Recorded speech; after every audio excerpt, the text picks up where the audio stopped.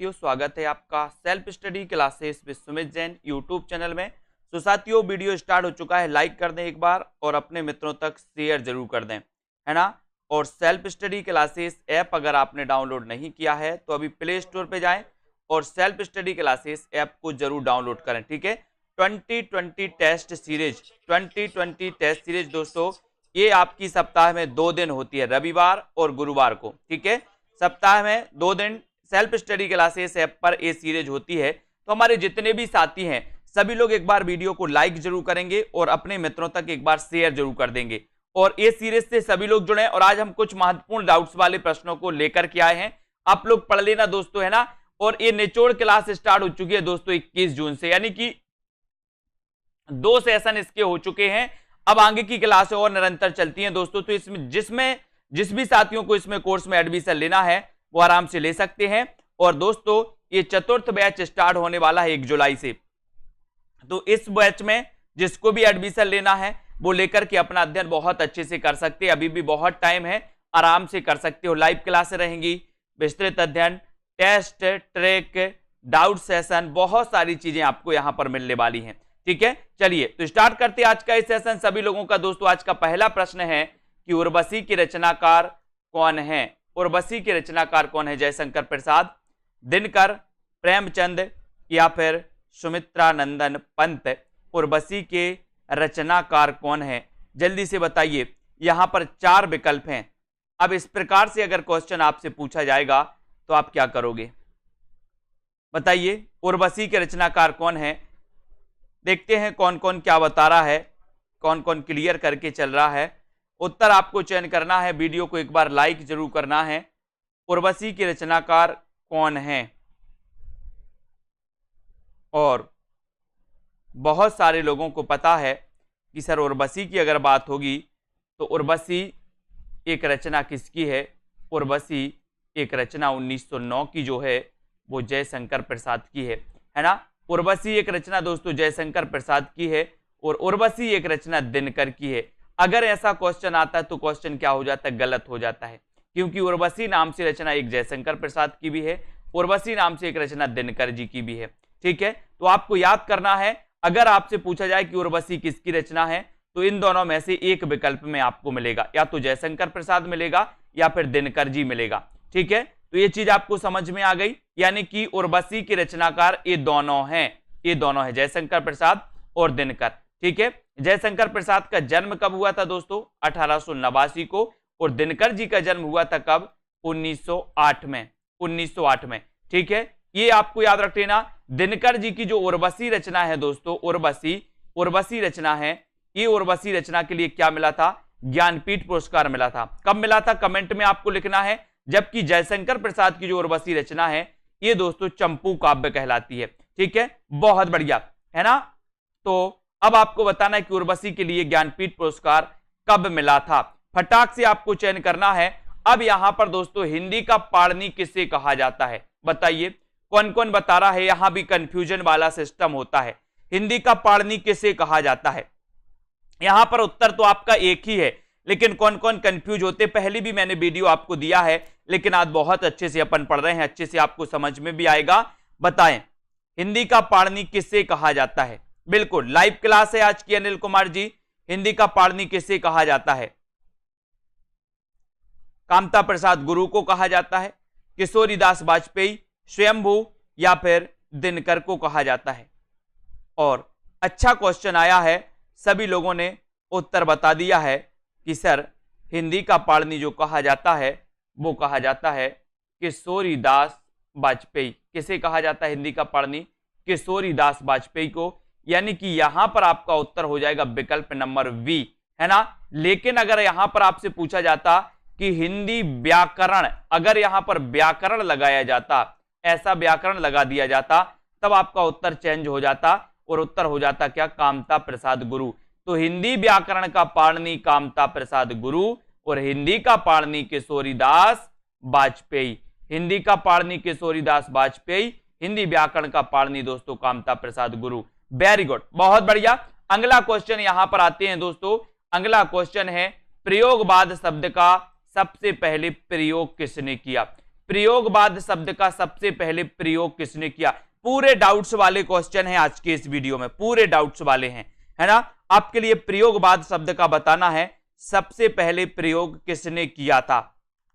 अब देखो यहां पर डाउट्स है और कौन कौन ऐसे साथी हैं जो सही उत्तर बता रहे हैं। प्रयोगवाद शब्द का सबसे पहले प्रयोग किसने किया है? अज्ञे ने, नंद दुलारे वाजपेयी ने, रामविलास शर्मा ने, या फिर दिनकर ने। प्रयोगवाद शब्द का सबसे पहले प्रयोग किसने किया? और बहुत सारे लोगों ने उत्तर बता दिया है कि सर किशोरी ये जो नंद दुलारे वाजपेयी हैं इन्होंने प्रयोगवाद शब्द का सबसे पहले प्रयोग किया है। देखो बहुत सारे लोगों ने अज्ञेय बता दिया, अज्ञेय ने नहीं किया भैया, किसने किया? नंद दुलारे वाजपेयी ने किया। प्रयोगवाद शब्द का सबसे पहले प्रयोग किया नंद दुलारे वाजपेयी ने, जबकि प्रयोगवाद के प्रवर्तक, अगर आपसे पूछा जाता कि प्रयोगवाद के प्रवर्तक कौन है तब आपको उत्तर लगाना था अज्ञेय, लेकिन इस प्रश्न का उत्तर आपका नंद दुलारे वाजपेयी है। ठीक है, बहुत बढ़िया। तो ये डाउट्स भी आपका क्लियर हो गया कि प्रयोगवाद शब्द का सबसे पहले प्रयोग नंद दुलारे वाजपेयी ने किया और प्रयोगवाद सबसे पहले प्रयोगवाद के जो प्रवर्तक हैं वो कौन है? अज्ञेय हैं। ठीक है, बहुत बढ़िया। नेक्स्ट क्वेश्चन, एक राष्ट्रीय आत्मा के नाम से किसे जाना जाता है? लो, क्वेश्चन भी बहुत अच्छा है लेकिन डाउट्स है इसमें, क्वेश्चन ये पूरे डाउट्स है, मैं आपको बता रहा हूं इसलिए संभल करके आपको उत्तर बताना है ना। एक राष्ट्रीय आत्मा के नाम से किसे जाना जाता है? माखनलाल चतुर्वेदी, राजा राम शुक्ल, लाला भगवान दीन, या फिर गोपाल शरण सिंह। देखते हैं कौन कौन सही उत्तर बता रहा है। एक राष्ट्रीय आत्मा के नाम से किसे जाना जाता है?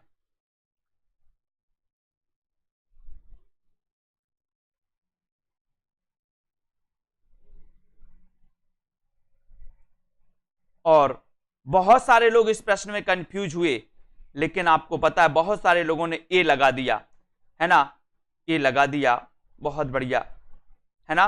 ये है कंफ्यूजन वाला सिस्टम, इसलिए मैं कहता हूं दोस्तों, है ना, ये आपका देखो यहां पर एक भारतीय आत्मा के आत्मा कहा जाता है दोस्तों माखनलाल चतुर्वेदी को, जबकि एक भारतीय, अगर यहां पर होता एक भारतीय, यहां पर अगर होता एक भारतीय आत्मा के नाम से किसे जाना जाता है तब आप लगाते माखनलाल चतुर्वेदी, लेकिन यहां पर क्या है, एक राष्ट्रीय आत्मा के नाम से किसे जाना जाता है तब आपका उत्तर हो जाएगा राजा राम शुक्ल।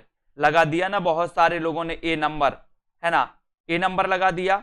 यही तो है दोस्तों, इन्हीं को आपको पहचानना है कि एक भारतीय आत्मा अगर होता तो माखनलाल चतुर्वेदी, और एक राष्ट्रीय आत्मा है तो उत्तर आपका बी नंबर सही हो जाएगा, राजा राम शुक्ल।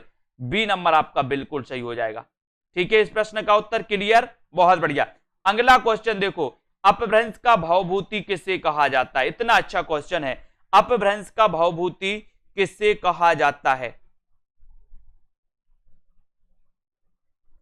अपभ्रंश का भवभूति किसे कहा जाता है? अब इतना अच्छा क्वेश्चन है आपके लिए, किसे कहा जाता है? सभी लोग एक बार वीडियो को लाइक जरूर कर देंगे। अपभ्रंश का भवभूति किसे कहा जाता है? इतना अच्छा क्वेश्चन है, और इतना अच्छा क्वेश्चन क्या हो रहा है यहां पर आपको याद करना है। ठीक है, जल्दी से सभी लोग बताएंगे, एक अपभ्रंश का भवभूति किसे कहा जाता है? इतना अच्छा क्वेश्चन और सभी लोगों ने बताया है। क्या बता रहे उत्तर आप लोग? अपभ्रंश का भवभूति किससे कहा जाता है? और उत्तर है दोस्तों, पुष्पदंत को कहा जाता क्या, या फिर स्वयंभू को कहा जाता? किससे कहा जाता?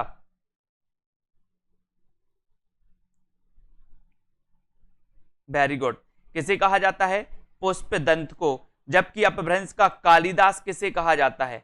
अपभ्रंश का कालिदास किसे कहा जाता है? एक क्वेश्चन आता है अपभ्रंश का कालिदास किसे कहा जाता है, और एक क्वेश्चन आता है अपभ्रंश का भवभूति किसे कहा जाता है।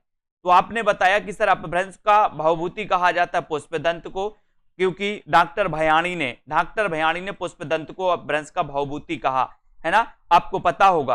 ठीक है, तो इसको आपको याद रख लेना दोस्तों। और अपभ्रंश का कालिदास कहा जाता है किसे? स्वयंभू। अपभ्रंश का कालिदास स्वयंभू, अपभ्रंश का भवभूति पुष्पदंत, अपभ्रंश का भवभूति पुष्पदंत। ठीक है, पुष्प की भभूति लगाओ, काय की भभूति लगाओ? पुष्प की भभूति लगाओ। ठीक है, नेक्स्ट क्वेश्चन आपका स्क्रीन पे, कबीर की भाषा को साधुक्कड़ी किसने कहा? बताइए, कबीर की भाषा को साधुक्कड़ी किसने कहा? इतना अच्छा क्वेश्चन आपके लिए। वीडियो को सभी लोग लाइक जरूर करते जाना, और ये डाउट्स वाला अपना जो सेशन है, इन प्रश्नों को कभी गलत करके नहीं आना, क्योंकि मैंने कई बार आपको पढ़ाया है और कई बार पढ़ाने के बाद बताया भी है कि इन क्वेश्चनों को अच्छे से रखो, परमानेंट रखो। कबीर की भाषा को साधुक्कड़ी किसने कहा? कबीर की भाषा को साधुक्कड़ी किसने कहा? रामचंद्र शुक्ल ने, श्याम सुंदर दास ने, राम कुमार वर्मा ने, या फिर राम बिलास शर्मा ने? और यहां पर आपका बिल्कुल सही आंसर जो आपने बताया है कि सर साधुक्कड़ी कहा है किसने? रामचंद्र शुक्ल ने। कबीर की भाषा को साधुक्कड़ी कहा है रामचंद्र शुक्ल ने। जबकि दोस्तों आपको पता है कि कबीर की भाषा को पंचमेल खिचड़ी किसने कहा? पंचमेल खिचड़ी किसने कहा? क्वेश्चन डाउट्स वाला क्वेश्चन है ना। कबीर की भाषा को पंचमेल खिचड़ी श्याम सुंदर दास ने कहा। बोले सर हमने पढ़ा तो बहुत, लेकिन जब ऐसी चीजें नहीं पढ़ी तो आप क्या पढ़ा? कुछ नहीं पढ़ा। पंचमेल खिचड़ी किसने कहा? श्याम सुंदर दास ने। साधुक्कड़ी किसने कहा? रामचंद्र शुक्ल ने। तो इस प्रश्न का उत्तर आपका 1 नंबर होगा, आ नंबर आपका बिल्कुल सही हो जाएगा। ठीक है, बहुत बढ़िया। अगला क्वेश्चन देखो, अर्धनारीश्वर के रचनाकार कौन है? अर्धनारीश्वर एक रचना है दोस्तों। अब अर्धनारीश्वर एक किसकी रचना है? अर्धनारीश्वर केवल रचना आपसे पूछा गया है, तो रचना बताइए किसकी मानी जाती है? दिनकर की है, विष्णु प्रभाकर की है, धर्मवीर भारती की है, या फिर रामबिलास शर्मा की है? अर्धनारीश्वर के रचनाकार कौन है? अर्धनारीश्वर के रचनाकार कौन है? ये उत्तर आपको बताना है, जल्दी से बताएं। अर्धनारीश्वर के रचनाकार कौन है? सभी लोग बताएंगे।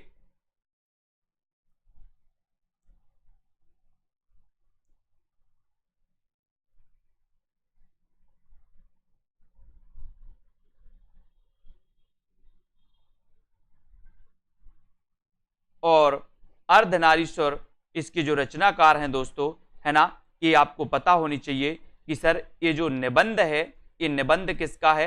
ये निबंध है दिनकर का। जबकि दोस्तों उपन्यास किसका है? ये उपन्यास विष्णु प्रभाकर का है। ठीक है, इसमें अगर उपन्यास पूछा जाता कि अर्धनारीश्वर उपन्यास किसका है, तब आप विष्णु प्रभाकर लगा देते। लेकिन अगर आपसे दोस्तों यहां पर निबंध पूछा गया तो आप दिनकर लगाते, है ना। और अगर इस प्रकार से आपसे पूछा गया तो यहां पर उत्तर दोनों हो जाएंगे आपको, दिनकर और विष्णु प्रभाकर दोनों की रचना है दोस्तों अर्धनारीश्वर, है ना। अब आपको क्लियर हो गया कि अर्धनारीश्वर निबंध है दिनकर जी का और उपन्यास है विष्णु प्रभाकर जी का।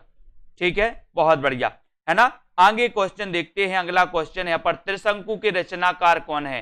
त्रिशंकु किसकी रचना है दोस्तों?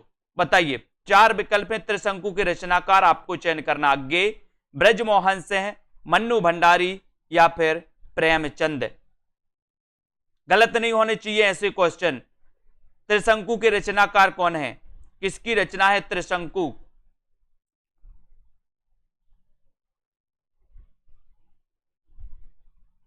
त्रिशंकु एक किसकी रचना मानी जाती है? सभी लोग लाइक जरूर कर देना। जिन भी साथियों को कोर्स में एडमिशन लेना है वो कोर्स में एडमिशन जरूर लेना साथियों, है ना। सेल्फ स्टडी क्लासेस ऐप को जरूर डाउनलोड कर लेना। और यहां पर बहुत सारे लोगों ने बता दिया कि सर जो त्रिशंकु है ना, त्रिशंकु है, ये रचना आपको याद रखना है ना। बहुत बढ़िया चीज है दोस्तों, यहां पर आपको बहुत अच्छा डाउट्स है ना। यहां पर याद रख लेना कि ये जो मन्नू भंडारी का है ये कहानी संग्रह है। ये क्या है? कहानी संग्रह। ब्रजमोहन का ये क्या है दोस्तों? नाटक है, ब्रजमोहन का नाटक है। और त्रिशंकु आपको अज्ञेय की पता ही है। अज्ञेय की दोस्तों ये क्या है? निबंध है। अज्ञेय का त्रिशंकु क्या है? निबंध है। अब देखो, आपसे इस प्रकार से क्वेश्चन पूछा गया था कि त्रिशंकु के रचनाकार कौन है, तब आपको त्रिशंकु तीनों कवियों की रचनाएं हैं। अज्ञेय की भी रचना त्रिशंकु है, ब्रजमोहन की भी रचना त्रिशंकु है, मन्नू भंडारी की भी रचना त्रिशंकु है। लेकिन आपको पता होगा कि अज्ञेय का एक क्या है? निबंध। ठीक है, ब्रजमोहन सिंह का एक क्या है दोस्तों? नाटक। ठीक है, और यहां पर देखो, यहां पर मन्नू भंडारी की क्या है दोस्तों? कहानी संग्रह, है ना। तो ये आपको याद रख लेना त्रिशंकु। ठीक है, त्रिशंकु के रचनाकार कौन है, त्रिशंकु निबंध किसका है, त्रिशंकु नाटक किसका है और त्रिशंकु कहानी किसकी है। ठीक है, बहुत बढ़िया। अब यहां पर आ जाते हैं प्रिया सिंह जी, नीचे नंबर चल रहे हैं तो नंबर पे कॉल भी कर सकते जिनको भी लेना है। हिंदी का ऐतिहासिक उपन्यासकार, हिंदी का ऐतिहासिक उपन्यासकार माना जाता है तो किसे माना जाता है। देखो इतना अच्छा क्वेश्चन है, बताइए हिंदी का ऐतिहासिक उपन्यासकार किसे माना जाता है। डाउट्स बताइए, ऐतिहासिक उपन्यासकार किसे माना जाता है हिंदी का, किशोरीलाल गोस्वामी को, वृंदावन लाल वर्मा को, या लज्जाराम मेहता, या फिर प्रेमचंद को। हिंदी का ऐतिहासिक उपन्यासकार किससे माना जाता है ये आपको बताना है। उत्तर आपका क्या हो जाएगा। अच्छा क्वेश्चन है साथियों।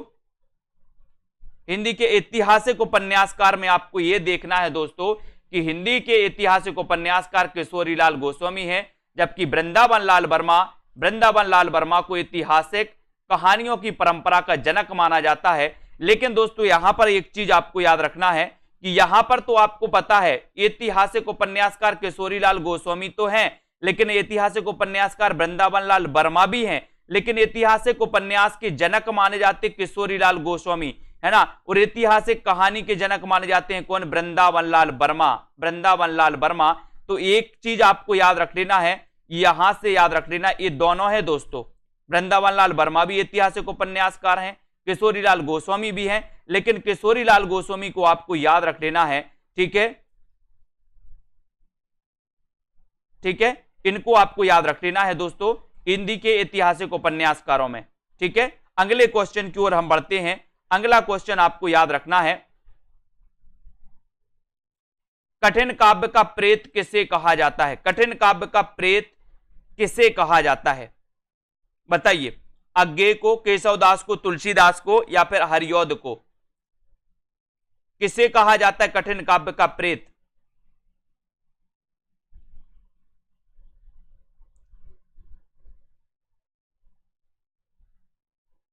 सभी लोग बताएंगे। अगला क्वेश्चन है आपका, कठिन काव्य का प्रेत किससे कहा जाता है।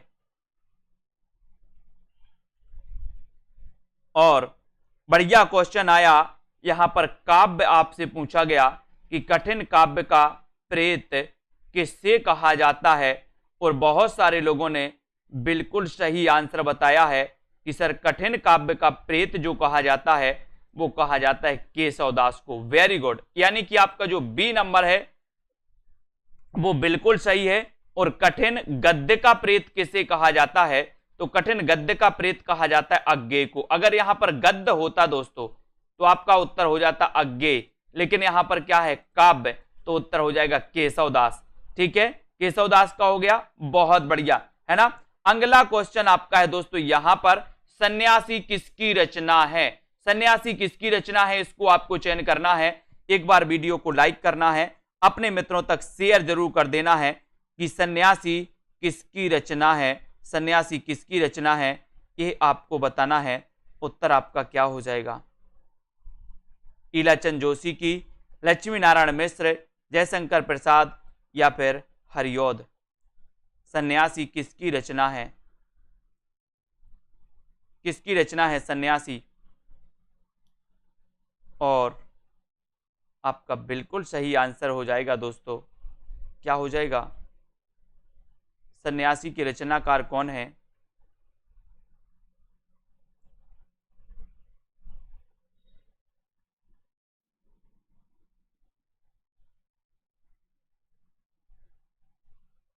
तो यहां पर आपको एक बार देख लेना है दोस्तों कि सन्यासी इनका उपन्यास है और इनका क्या है नाटक है ना। यहां पर देख लो एक बार कि इनका क्या है उपन्यास, इनका दोस्तों उपन्यास है और इनका क्या है नाटक, इनका क्या है नाटक।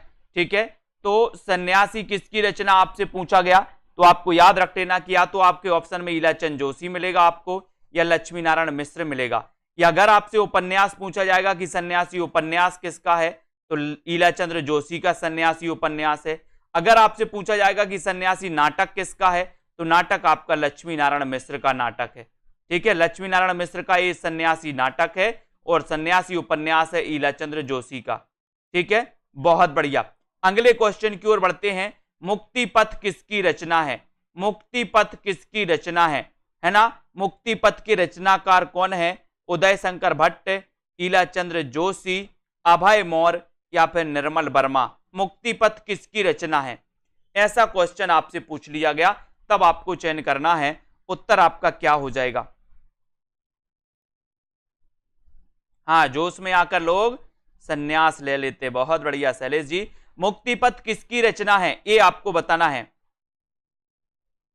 मुक्ति पथ किसकी रचना है? अच्छा क्वेश्चन है और आपका यहां पर बिल्कुल सही। यहां पर भी डाउट्स वाला सिस्टम है दोस्तों, है ना? यहां पर भी आपके लिए दिया गया है कि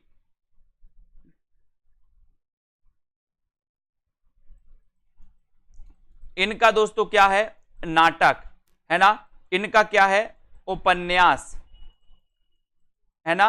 और इनका क्या है? उपन्यास। ठीक है, तो यहां पर याद रख लेना, मुक्ति पथ उदय शंकर का क्या है? नाटक। मुक्ति पथ ईलाचंद्र जोशी का क्या है? उपन्यास। मुक्ति पथ अभय मौर्य का क्या है? उपन्यास। तो आपको याद रखना है यहां पर कि मुक्ति पथ अभय मौर्य का उपन्यास है, ईलाचंद्र जोशी दोस्तों उपन्यास है, ईलाचंद्र जोशी का भी उपन्यास है, उदय शंकर भट्ट का भी क्या है? नाटक है, मुक्ति पथ। इनको अपन को याद रखना है। ठीक है, बहुत बढ़िया।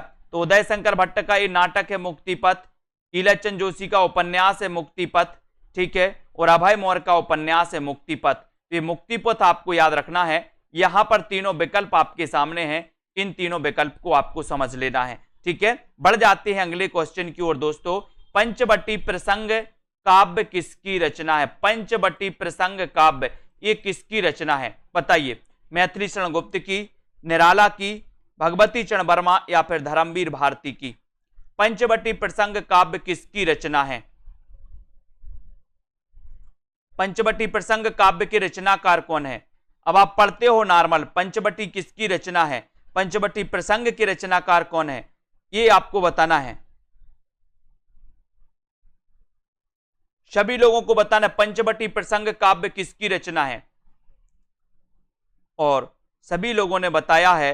देखो बहुत सारे लोग जिन्होंने नहीं पढ़ा है वो ये लगा रहे हैं कि सर ये तो मैथिली शरण गुप्त हैं, लेकिन इस भूल में मत रहना, है ना मेरे भाइयों, है ना। यहां पर आपका उत्तर हो जाएगा निराला। क्या हो जाएगा? निराला हो जाएगा, यानी आपका बी नंबर बिल्कुल सही हो जाएगा। बोले सर ये तो पक्का पता था कि, है ना, खा गए ना डाउट्स। ये पंचवटी प्रसंग के रचनाकार कौन है? निराला। कौन है? निराला, यानी कि आपका बी नंबर यहां पर पूरा पूरा बी नंबर सही हो जाएगा। लेकिन केवल अगर पंचवटी पूछा जाता, केवल अगर पंचवटी पूछा जाता तब आपका उत्तर हो जाता मैथिली शरण गुप्त, है ना। इनकी रचना आपने पढ़ी होगी मैथिली शरण गुप्त की, भारत भारती। सभी ने पढ़ी ना भारत भारती, 1912 की रचना पढ़ी होगी, ठीक है। और दोस्तों ये पंचवटी इनका खंड काव्य माना जाता है मैथिली शरण गुप्त का, और पंचवटी प्रसंग ये निराला की रचना है ना। निराला के बारे में आपने पढ़ा होगा दोस्तों, सभी लोगों ने पढ़ा है कि छायावाद के आधार स्तंभों में इनका नाम लिया जाता है निराला जी का, ठीक है। तो यहां पर आपका उत्तर निराला बिल्कुल सही हो जाएगा। नेक्स्ट क्वेश्चन आपका यहां पर आता है, वापसी किसकी रचना है? वापसी किसकी रचना है बताइए। अब ऐसे क्वेश्चन आपके उसमें आते हैं और आप लोग क्या होते हैं, बहुत डाउट्स में आ जाते हैं। अब बोले सर ये गलत हो गया, कैसे गलत हो गया? जिन भी साथियों ने self study classes app download नहीं किया वो ऐप जरूर डाउनलोड कर लीजिए दोस्तों। आपको वो हर चीज बताई जाती है जहां पर आप डाउट्स खाते हैं, जहां पर डाउट्स आपको आ जाता है दोस्तों, जहां पर आप गलत करके आते हैं, है ना। तो वापसी किसकी रचना है? अभी तक आपने दोस्तों वापसी कहानी पढ़ी थी, कहानी पढ़ी थी। कौन कौन सी कहानी पढ़ी थी कि सर वापसी कहानी तो किसकी है? वापसी कहानी तो बोले सर उषा प्रियंवदा की है। आपने यही पढ़ा था अभी तक, लेकिन आज कुछ और नया पढ़ोगे आप, और वो नया ये है दोस्तों कि याद रख लेना, ठीक है, कि एक जो वापसी है दोस्तों, एक वापसी एकांकी भी है, और एकांकी किसकी है? एकांकी है उदय शंकर भट्ट की। किसकी एकांकी है? उदय शंकर भट्ट की एकांकी भी है, तो ये भी अपन को याद रखना। वापसी किसकी रचना? उषा प्रियंवदा की। वापसी एकांकी किसकी है? तो उदय शंकर भट्ट की। अब आपसे कभी क्वेश्चन आएगा कि वापसी कहानी की रचनाकार कौन है, तो आप लगा देना ऊषा प्रियंवदा। लेकिन अगर आपसे पूछा जाए कि वापसी एकांकी किसकी है, एकांकी तो उदय शंकर भट्ट की एकांकी मानी जाती है। आपको भूलना नहीं है, ऐसे क्वेश्चन आपको कंफ्यूज में हमेशा डालते हैं। नेक्स्ट क्वेश्चन है, रस विमर्श किसकी रचना है? रस विमर्श के रचनाकार कौन है दोस्तों? डॉक्टर राममूर्ति त्रिपाठी हैं। ये 4 विकल्प है, रस विमर्श के रचनाकार आपको चयन करना है। अच्छा क्वेश्चन है, कई बार पूछा गया है और दोस्तों आपसे बनेगा भी। रस विमर्श के रचनाकार कौन है ना? ये डाउट्स वाले जो क्वेश्चन आपको कराए जाते हैं ये बहुत ही इंपॉर्टेंट होते हैं। और दोस्तों बताइए, आपने हर एग्जाम में देखा होगा 2-4 क्वेश्चन डाउट्स वाले डाले जाते हैं, जहां आप डाउट्स हो चकमा खाओ और गलत करके आओ, है ना। रस विमर्श के रचनाकार कौन माने जाते हैं, इसका उत्तर सभी लोगों ने बताया है। क्या बताया है, यहां पर देखो दोस्तों, है ना। रस विमर्श दोस्तों आपको याद रख लेना है, यहां पर पूछा जाता है रस विमर्श, और रस विमर्श के रचनाकार माने जाते हैं डॉक्टर राममूर्ति त्रिपाठी। ये अगर इस प्रकार से पूछा गया रस विमर्श, तो आपको लगाना ए नंबर, यानी कि दोस्तों राममूर्ति त्रिपाठी। लेकिन अगर आपसे पूछा जाएगा रस सिद्धांत के रचनाकार कौन है, तो रस सिद्धांत दोस्तों किसका है? नगेंद्र की रचना है। लेकिन अगर आपसे पूछा जाता है रश्मिमांसा के रचनाकार कौन है, रश्मिमांसा के रचनाकार कौन है, तो आप क्या लगाओगे? रश्मिमांसा के रचनाकार रामचंद्र शुक्ल, रस सिद्धांत के रचनाकार डॉक्टर नगेंद्र, और रस विमर्श के रचनाकार डॉक्टर राममूर्ति त्रिपाठी। ये तीनों क्वेश्चन आए हैं। कभी कभी आपसे दोस्तों रस सिद्धांत पूछा जाता है कि रस सिद्धांत के रचनाकार कौन है, तो रस सिद्धांत के रचनाकार आपको डॉक्टर नगेंद्र लगाना है, जो कि श्रेष्ठ आलोचक माने जाते हैं दोस्तों, ठीक है। अगला क्वेश्चन आपकी स्क्रीन पर है, स्वच्छंदतावाद शब्द का सबसे पहले प्रयोग किसने किया? डाउट्स वाला क्वेश्चन, स्वच्छंदतावाद शब्द का सबसे पहले प्रयोग किसने किया? आप पढ़ते हैं रोज, लेकिन दोस्तों बहुत अच्छे से आपको देखना है, कुछ डाउट्स वाले प्रश्नों को भी आपको पढ़ना है। स्वच्छंदतावाद शब्द का सबसे पहले प्रयोग किसने किया, ये भी आपको बताना है। श्रीधर पाठक, रामचंद्र शुक्ल, डॉक्टर नगेंद्र या फिर मुकुटधर पांडे।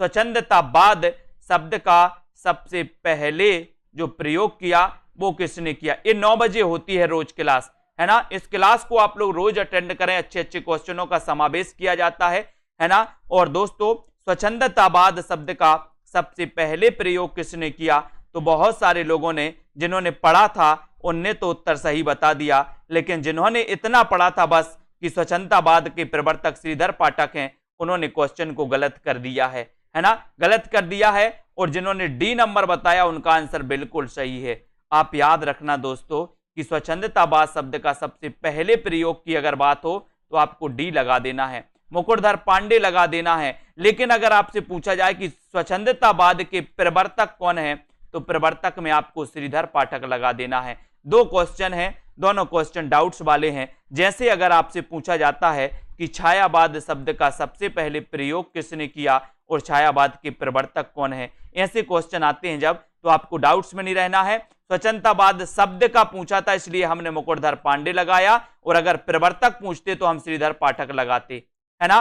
क्लियर, बहुत बढ़िया। अगला क्वेश्चन देखते, फूलों का गुच्छा के रचनाकार कौन है? फूलों का गुच्छा, बोले फूल नहीं फूलों का गुच्छा, बताइए फूलों का गुच्छा ये किसकी रचना है? अच्छा क्वेश्चन है। एक बार वीडियो को लाइक जरूर करना, एक बार शेयर कर देना अपने मित्रों तक दोस्तों। अगर आपको अच्छा वीडियो लग रहा है, आपको लग रहा है कि कहीं ना कहीं ये हम लोगों के लिए बहुत अच्छा है कि इतने अच्छे क्वेश्चन डाउट्स वाले आपको ला रहे हैं, है ना। जल्दी से आपको बताना है, सभी लोग बताएंगे फूलों का गुच्छा के रचनाकार कौन है? फूलों का गुच्छा के रचनाकार कौन है? सभी लोग बताएं और उत्तर क्या हो जाएगा? भारतेंदु, रामचंद्र शुक्ल, यशपाल या फिर पंत? सभी लोगों को चयन करना है, सभी को बताना है। और फूलों का गुच्छा, बोले फूल नहीं फूलों का गुच्छा, तो यहां पर आपका उत्तर हो जाएगा दोस्तों, है ना, फूलों का गुच्छा। और एक रचना पूछी जाती है फूलों का कुर्ता, एक रचना पूछी जाती है फूलों का कुर्ता, फूलों का कुर्ता, ठीक है। तो कुर्ता से भी आपको सावधान रहना है। फूलों का कुर्ता यशपाल की रचना है दोस्तों, फूलों का कुर्ता, जबकि फूलों का गुच्छा ये भारतेंदु की रचना है।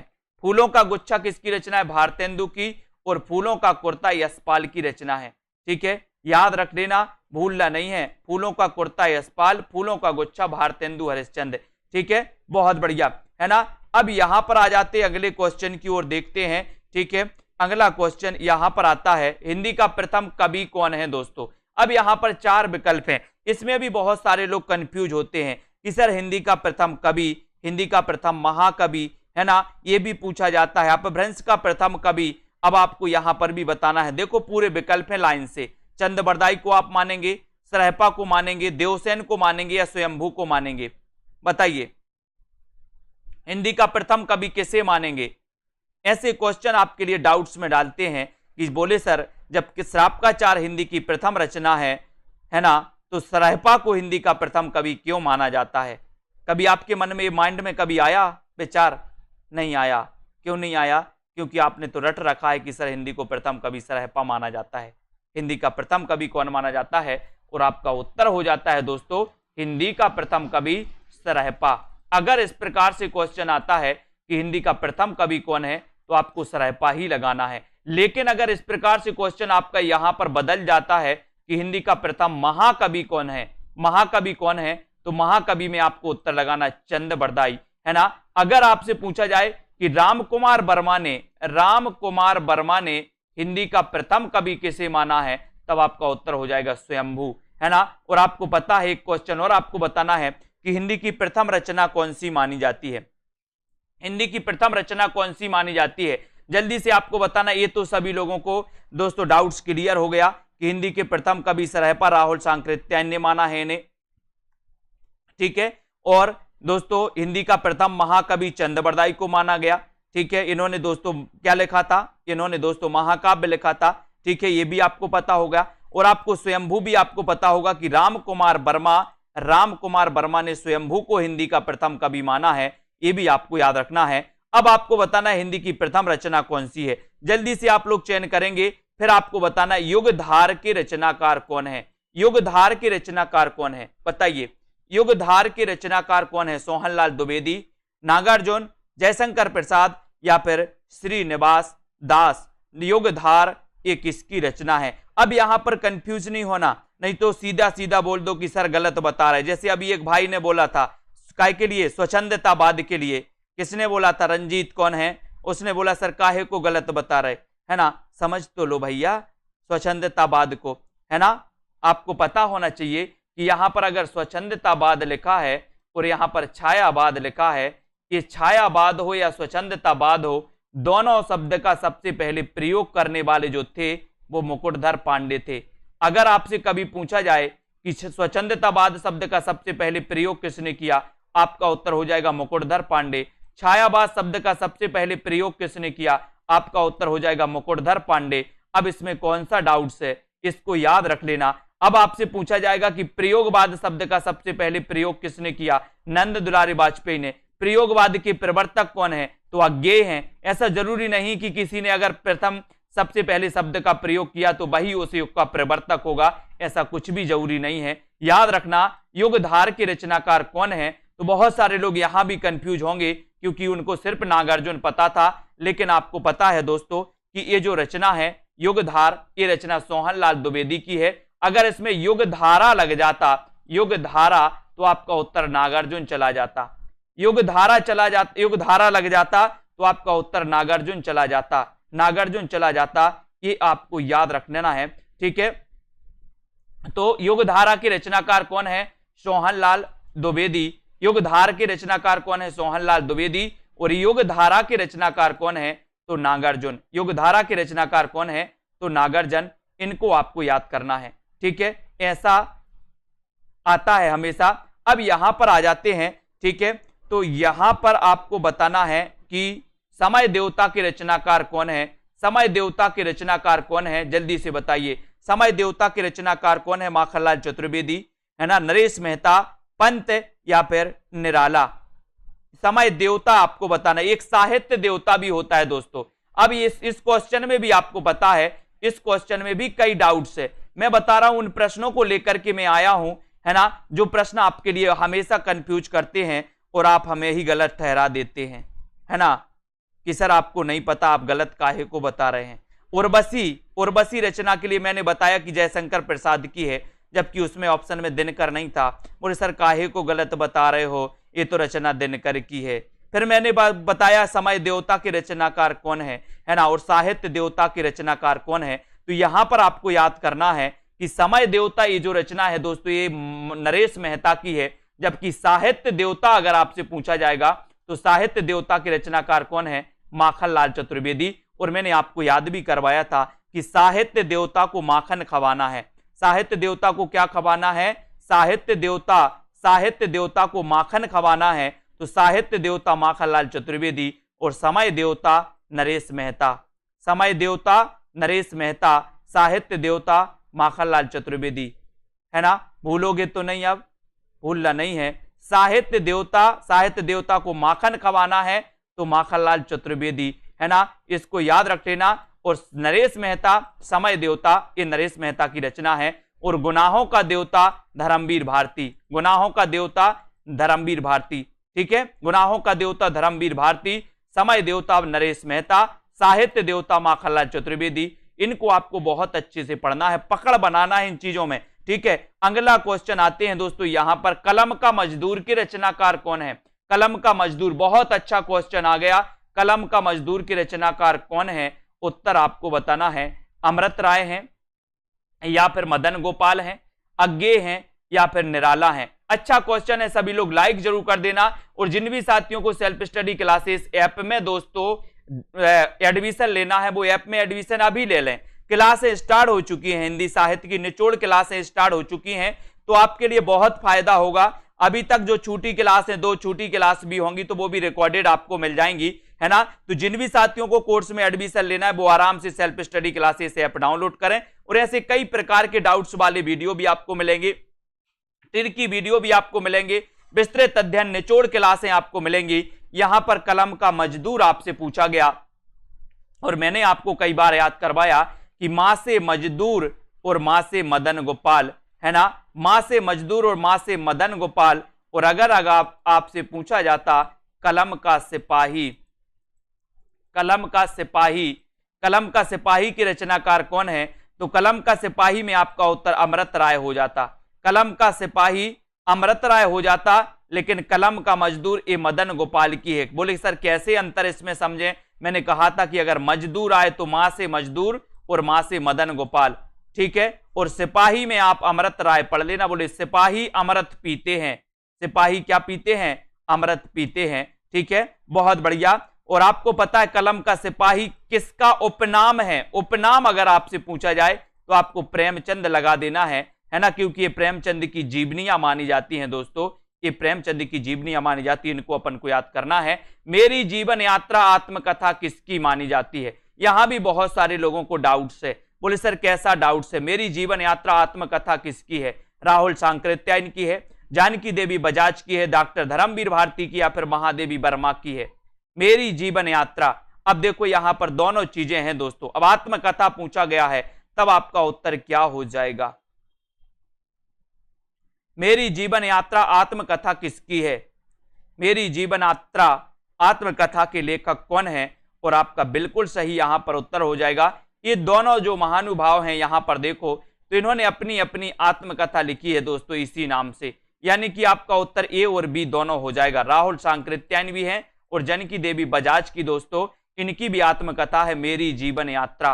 तो आप कंफ्यूज नहीं होना, कभी कभी आपसे पूछा जाए कि मेरी जीवन यात्रा आत्मकथा किसकी है, अगर ऑप्शन में राहुल सांकृत्यायन है तो राहुल सांकृत्यायन लगा देना, अगर ऑप्शन में जानकी देवी बजाज है तो जानकी देवी बजाज लगा लेना। दोनों कभी आपको ऑप्शन में नहीं देखेंगे, ठीक है। तो यहां पर आपकी दोनों की मेरी जीवन यात्रा नाम से आत्मकथा इन्होंने लिखी है, इनको अपन को याद करना है ना। ऐसे ही आप लोग पढ़ते रहें दोस्तों, वीडियो को लाइक करते रहें, जितने भी हमारे साथी हैं। बहुत अच्छा लगा होगा आपको कि, है ना, आपको दोस्तों पढ़ करके मजा आया होगा कि ऐसी बहुत सारी रचनाएं हैं, ऐसे बहुत सारे प्रश्न हैं जो आपके मस्तिष्क में कुछ और बैठ गए हैं, लेकिन वास्तव में कुछ और उत्तर उनका है, ठीक है। तो ऐसे ही आप लोग बनाए रहें, सहयोग बनाए रहें, वीडियो को लाइक और शेयर करते रहें।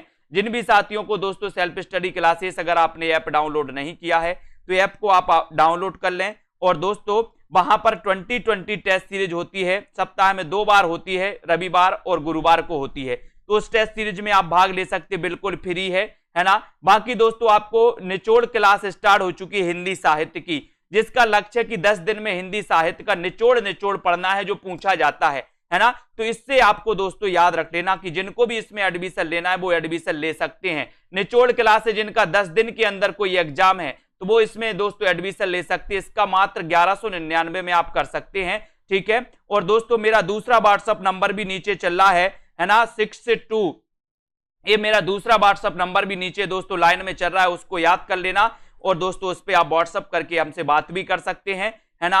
और दोस्तों ये चतुर्थ बैच भी स्टार्ट हो रहा है, इनको भी आपको याद रखना। तो जिन भी साथियों को एडमिशन लेना है, ठीक है, कुमारी हेमा जी, बबीता, बीनू जी, दारसू, पूनम, हरिओम जी, सीमा जी, रीना जी, ऑल इन वन जी, अर्शदीप जी, बहुत बढ़िया, रामेश्वर जी, अलका, अजित जी, कुमारी जी, ममता, रीता जी, ओमदेव, हेमलता, KM, सुनीता, रीसू जी, मनीषा, पूनम जी, अत्यांश जी, विद्या जी, अनीता जी, दिव्या जी, पूनम जी, कुलदीप जी, बहुत बढ़िया, गीतिका जी, विजय लक्ष्मी, प्रमोद पांडे, सीमा जी, अभय यादव जी। धन्यवाद साथियों, लगे रहें, वीडियो को लाइक करते रहें।